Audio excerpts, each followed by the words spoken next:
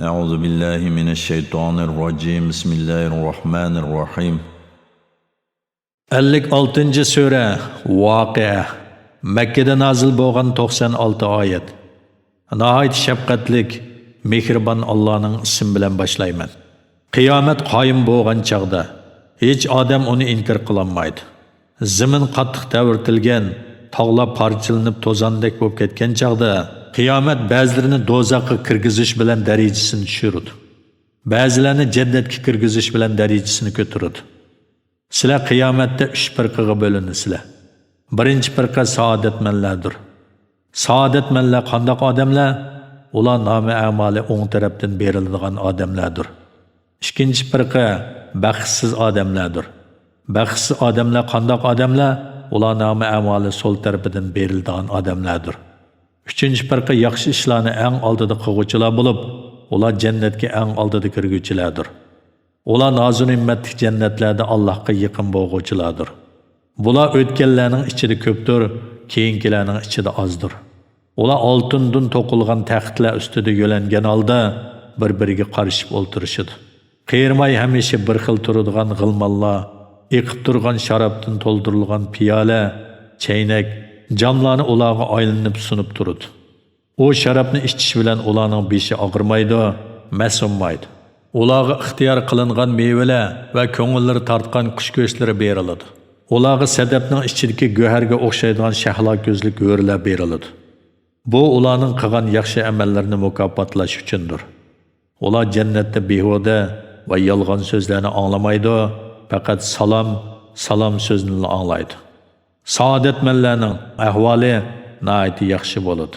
Saodatmanlar qanday odamlar?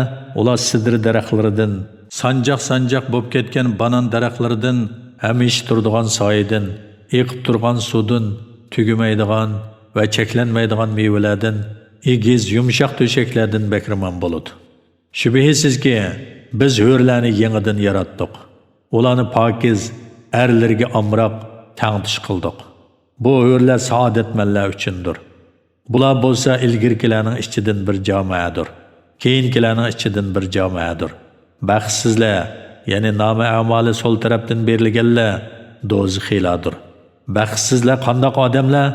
Ular badanning teshiklarga kirib ketadigan otashki shamolning, ziyoda haroratli qaynoq suvning va qora tutundan bo'lgan salqinmi emas, ko'rkammi emas soyining ichida bo'ladi. Chunki ular buningdan ilgari, ya'ni dunyoda shahvatga cho'mgan edi.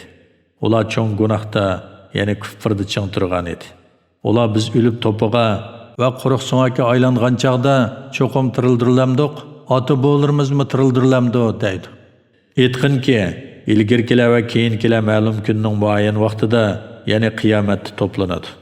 Ondan sizlar, ey qayta tirilishni inkor qiluvchi gumrohlar, cho'qim zaqqum daraxidan yeysizlar. Onundan qo'rsaqlaringlarni to'ldirsizlar.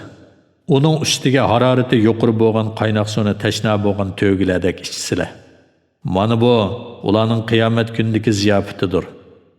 Ey insonlar, sizlarni biz yaratdik. Sizlar qayta tirilishga ishonmamsizlar? Sizlar ayollarning bajdoniga to'kilgan ma'nini deb beqinglarchi. Uni sizlar inson qilib yaratamsizlar yoki biz inson qilib yaratamdik? Biz sizlarning oranglarda o'limni belgiladik. Sizlarni boshqa bir qavmga almashtirishdan va sizlarni sizlar bilmaydigan bir shaklda yaratishdan ojiz emasmiz. Shubhisizki, sizlar dastlabki yaratishni bildinglar. Sizlar Allohning sizlarni dastlab yaratganidek qayta yaratishni o'ylamamsizlar? Sizlar terg'on ziroatni deb beqinglarchi. Uni sizlar undirdinglarmi yoki biz undirib don chiqadigan ziroat qilib o'stirdikmi? Agar biz xohlasak, albatta uni donsiz quruq cho'pga aylantiratdik-da. Sizlar ajablanib qaraytinglar. Sizlar biz haqiqatan amgak bilan urug'ni ziyon tortdik, balki biz rizqdan mahrum qoldik deytinglar. Sizlar ichayotgan suvni deb beqinglarchi. Uni bulutdan sizlar tushirdinglarmi yoki biz tushirdikmi? Agar biz xohlasak, uni tuzluq qilib qo'yatdik. Parvardigoringlarning zo'r ne'matlariga nimishga shukr qilmaysizlar? Sizlar yondirayotgan o'tni deb beqinglarchi. Uning darxini sizlar o'stirdinglarmi yoki biz o'stirdikmi? Onu biz ibret ve yolcular paydalanadigan narsa qildik. Ulug' Parvardigoringni mushriklarning iftiralardan pak e'tiqod qilgin. Yulduzlarning joylari bilan qasam qilaman. Shubhisizki, Agar bilsanglar o yulduzlar Allohning ulug' qudratini ko'rsatadiganligi uchun albatta katta qasamdir. Shak shubhisizki, o ulug' Qur'ondir. Kitobda, ya'ni Lavhul Mahfuzda saqlangandir. Uni faqat pok bo'lganlar tutadi. O olamlarning Parvardigori tarafidan nozil qilingandir. Ey kuffarlar jamoasi, bu Qur'onni inkor qilamsizlar? Sizlar Allohning rizq berganligiga shukr qilishning o'rniga rizq berguvchini inkor qilamsizlar?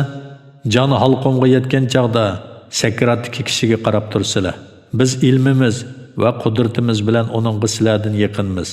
Lekin sizlar uni ko'rmaysizlar, yana bilmaysizlar. Agar sizlar gumon qilgandek amallaringlarga qarab jazoga tortilmaydigan bo'lsanglar, nimishqa uni yana meyitning jinini badaniga qaytarmaysizlar? Agar so'zinglarda rostchil bo'lsanglar. Agar o meyit Allohga yaqin kishilardan bo'ladigan bo'lsa, uning mukofoti rohat, farog'at, yaxshi rizq va nozu ne'matlik jannat bo'ladi.